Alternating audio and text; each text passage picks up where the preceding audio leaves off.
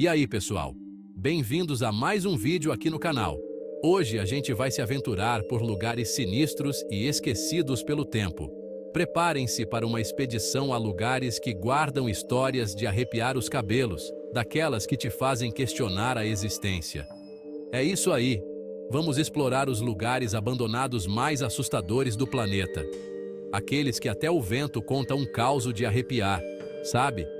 Então, preparem o café, a coragem e venham desvendar os mistérios e histórias desses lugares. Apertem os cintos porque a aventura vai começar. Imaginem uma cidade vibrante, cheia de vida, que de repente se transforma em um cenário de filme de terror. Essa é Pripyat, na Ucrânia, uma cidade que teve sua história tragicamente interrompida por um dos maiores desastres nucleares da história, Chernobyl.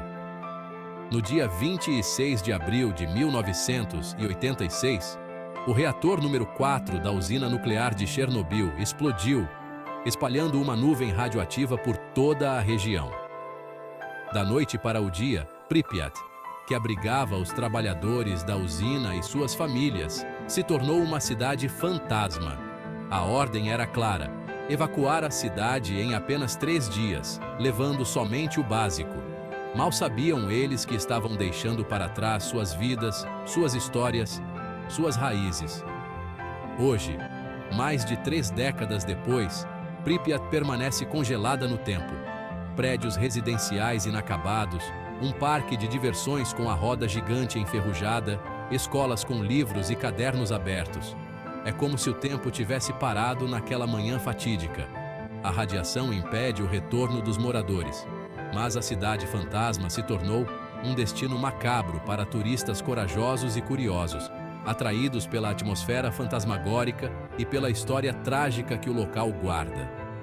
E como se a tragédia não fosse suficiente, lendas urbanas e relatos de atividades paranormais circulam entre os visitantes e moradores das redondezas. Sombras que se movem pelos prédios abandonados, vozes sussurrando nos corredores vazios do hospital, aparições fantasmagóricas de antigos moradores vagando pelas ruas desertas. Serão apenas histórias inventadas? Ou será que Pripyat se tornou um refúgio para almas penadas? Uma coisa é certa: Pripyat é um lembrete assustador do poder de destruição da energia nuclear e da fragilidade da vida humana. Da Ucrânia, atravessamos o mundo até o Japão, para conhecer a ilha de Hashima, também conhecida como Gunkanjima, que significa ilha-navio de guerra, por causa da sua aparência. Localizada a uns 15 quilômetros da costa de Nagasaki, Hashima já foi símbolo do poderio industrial japonês. No comecinho do século XX, a ilha abrigava uma mina de carvão submarina que atraiu milhares de trabalhadores e suas famílias. No auge, Hashima chegou a ter uma densidade populacional 9 vezes maior que a de Tóquio, com prédios de concreto amontoados para abrigar a crescente população de trabalhadores. A ilha tinha escolas, hospitais, lojas, restaurantes, cinemas e até um templo budista, tudo espremido em um pedacinho de terra no meio do mar. Era como se a ilha fosse um microcosmo da sociedade japonesa da época. Mas o destino de Hashima mudaria completamente na década de 1960, com a troca do carvão pelo petróleo como principal fonte de energia no Japão. Em 1974, a mina de carvão fechou as portas e a ilha foi completamente evacuada, tornando-se mais uma cidade fantasma esquecida pelo tempo. Hoje, Hashima é um conjunto de edifícios em ruínas, corroídos pela maresia e pelo tempo. Os visitantes podem conhecer a ilha através de tours guiados, que mostram a decadência e a beleza melancólica do local. A ilha de Hashima é um lembrete da rápida industrialização do Japão e de como a mudança pode ser implacável, transformando cidades vibrantes em cidades fantasmas em questão de anos. Se preparem para uma história sinistra, porque a próxima parada é na Ilha das Bonecas, no México. Escondida nos canais de Xochimilco, pertinho da cidade do México, essa ilha guarda um segredo sinistro e bizarro. Ela é coberta por centenas, talvez milhares, de bonecas velhas, mutiladas e cobertas de poeira. A história por trás dessa coleção macabra é tão assustadora quanto a própria ilha. Diz a lenda que, há décadas, um homem chamado Dom Julian Santana era o zelador da ilha. Um belo dia, ele encontrou o corpo de uma menina que tinha se afogado nos canais. Atormentado pela tragédia, Dom Julian começou a pendurar bonecas nas árvores para homenagear a menina e afastar os maus espíritos. Com o tempo, Dom Julian ficou obcecado pelas bonecas, catando-as de lixões, canais, de qualquer lugar que encontrasse. Ele acreditava que as bonecas eram possuídas pelas almas de crianças mortas e que elas o protegiam. Dom Julian se isolou cada vez mais na ilha, vivendo em meio à sua coleção macabra, até que, em 2001, ele morreu afogado no mesmo lugar onde teria encontrado a menina anos antes. Coincidência? Alguns acreditam que Dom Julian foi vítima da própria obsessão, enquanto outros acreditam que ele se juntou às almas das crianças que ele tentava proteger. Nossa próxima parada é nos Estados Unidos, no estado do Kentucky, para conhecer o sanatório de Waverly Hills, um dos lugares mais assombrados do mundo.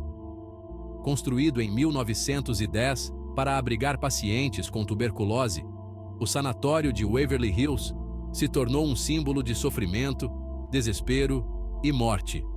Na época, a tuberculose era incurável e o sanatório era a última esperança para muitos.